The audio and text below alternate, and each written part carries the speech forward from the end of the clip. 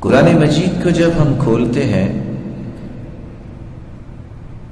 تو قرآن مجید نے لفظ رحمت 16 معانی کے لیے بیان کیا ہے۔ میں اور آپ جب اللہ عز وجل سے رحمت کا تقاضا کرتے ہیں کہ اللہ ہمیں اپنی رحمت سے نواز دے، تو اس وقت ہمارے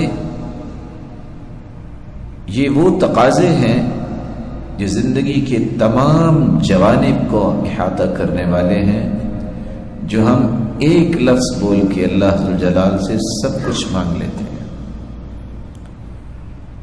جب میں اور آپ یہ کہتے ہیں اللہ مجھے رحمت سے نواز دے، تو سب سے پہلے میری یہ خواہش ہونی چاہیے، آپ کی خواہش ہونی چاہیے کہ مجھے اللہ عز وجل اسلام کی لذت اور نعمت سے آشنا بھی کرے اور اس عظیم نعمت سے نواز بھی دے۔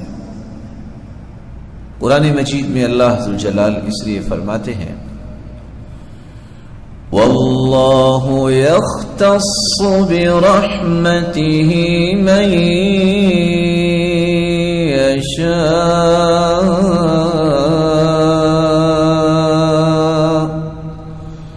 واللہ ذو الفضل العظیم۔